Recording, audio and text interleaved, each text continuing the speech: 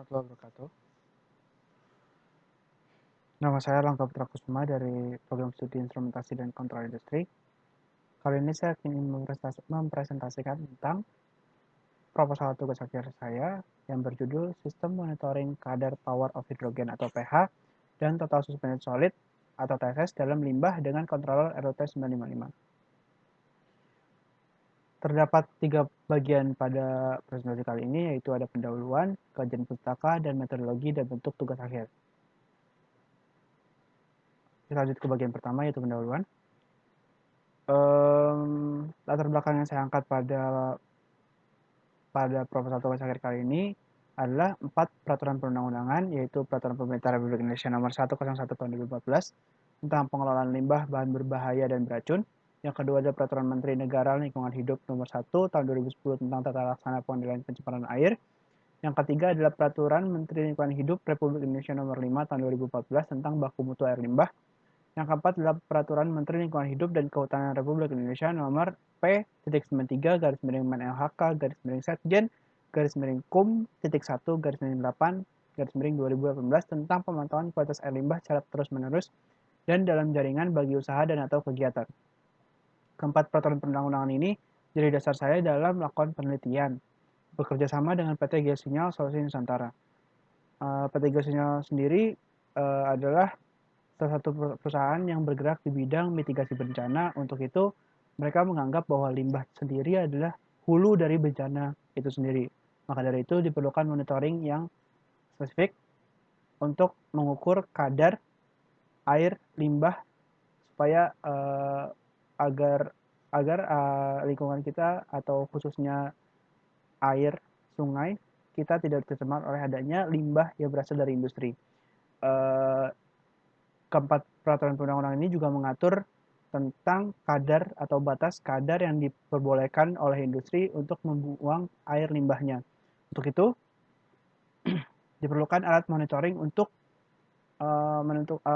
menentukan atau mengetahui kadar dari limbah itu sendiri, dan 2 parameter yang saya angkat, pH dan TSS, menurut saya adalah parameter yang paling penting karena menurut peraturan Menteri Lingkungan Hidup nomor P93 garis miring Menelaka garis miring Satyen garis miring Kum titik 1 garis miring 8 garis miring 2018 terdapat 5 parameter yang menjadi bahan acuan utama untuk sebagai penentu dari baku mutu air limbah. Yang pertama ada pH, yang kedua ada TSS, yang ketiga ada COD atau Chemical Oxygen Demand, yang keempat ada kadar NH3-nya, yang kelima ada debitnya. Dari kelima parameter tersebut, menurut saya pH dan TSS menjadi parameter utama karena di semua lini industri pH dan TSS menjadi parameter yang harus dimonitoring. Untuk itu, kedua parameter ini menurut saya menjadi penting dan menjadi acuan saya untuk membuat sistem dengan 2 parameter tersebut. Berikut ada rumusan masalahnya, yaitu cara merancang sebuah sistem monitoring kadar pH dan TSS pada limbah industri. Yang kedua adalah cara melakukan komunikasi data dari sistem ke private server dengan controller ROT 955. Tujuan dari penelitian kali ini adalah membuat prototype sistem monitoring kadar pH dan TSS dengan controller utama yang bersedia ROT 955. Yang kedua adalah memudahkan seseorang untuk dapat mengetahui kadar pH dan TSS dari suatu limbah cair. Luaran dari proposal tugas akhir ini adalah yaitu berupa alat untuk mengamati kadar pH dan TSS serta analisis yang ditulis pada laporan tugas akhir. Bagian kedua ada kajian pustaka. Pertama ada total suspended solid, yaitu merupakan materi atau bahan tersuspensi yang menyebabkan kekeruhan air terdiri dari lumpur, pasir halus, serta jasa tektonik yang terutama disebabkan oleh kikisan tanah atau erosi yang terbawa ke badan air. TSS merupakan salah satu faktor penting menurunnya kualitas perairan sehingga menyebabkan perubahan secara fisika, kimia, dan biologi. Perubahan secara fisika meliputi penambahan zat baik bahan organik ataupun anorganik ke dalam perairan sehingga meningkatkan kekeruhan yang selanjutnya akan menghambat penetrasi cahaya ke badan air. Tingginya TSS dapat menurunkan keadaan oksigen terlarut dan jika berlangsung lama akan menyebabkan terganggunya ekosistem perairan. Yang kedua adalah power of hydrogen atau pH. pH adalah satuan ukur yang menguraikan derajat tingkat keasaman dari suatu kadar alkali dari suatu larutan. Unit pH diukur dari 0 sampai 14, dengan 0 itu sangat asam dan 14 menjadi sangat basah. Eh, Persamaan dari pH dapat dilihat yaitu pH sama dengan min log H+. Nilai pH sangat bergantung kepada ion H+.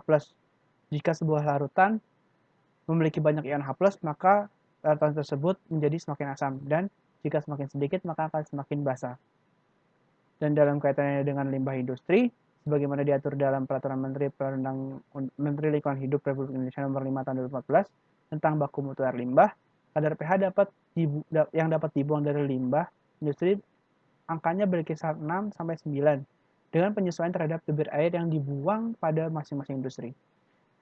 Ini adalah komponen-komponen utama yang saya pakai untuk membuat sistem ini, yaitu ada RUT 955 sebagai controller, ada panel surya, ada baterai monitoring system, ada ada akumulator atau aki,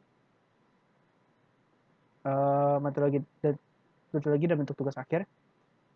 Metodologi yang ini adalah rancang bangun alat sementara yang telah saya buat. Alatnya sudah berjalan sampai bisa saya bilang hingga 60 sampai 70%. Tinggal melakukan beberapa hal yang belum dilakukan, yaitu berupa finishing dan pengecekan dan lain sebagainya. Ini adalah diagram blok dari sistem yang saya buat, yaitu nantinya ketika sistem telah menyala, sensor pH dan sensor TSS mendeteksi kadar dari air tersebut, dan datanya dimasukkan ke controller, yaitu yang kita pakai di sini adalah RUT 955. Untuk nantinya controller RUT 955 mengirimkan datanya ke cloud server agar bisa diakses oleh semua orang yang memiliki alamat server tersebut. Ini adalah flowchart di mana ketika sistem dimulai, maka konfigurasi kita harus melakukan konfigurasi controller, lalu inisialisasi sensor. Ketika sensor telah diinisialisasi, maka sensor dapat mengambil data, dan datanya nanti dikirimkan pada pada RUT 955. Nanti pada saat itu datanya diproses oleh RUT 955 dan dikirimkan data tersebut ke cloud server atau cloud web private server, untuk nantinya bisa dilihat oleh orang banyak yang memiliki alamat web server tersebut. Jika datanya terkirim, maka sistem selesai dan sistem akan kembali mengambil data sensor yang ada pada larutan tersebut, dan jika tidak terkirim, maka dilakukan konfigurasi kembali kepada sensor atau kepada controllernya. Ini adalah jadwal pelaksanaan telah saya buat. Lalu ini adalah rancangan anggaran biaya yang totalnya kurang lebih mencapai 15.257.22 rupiah.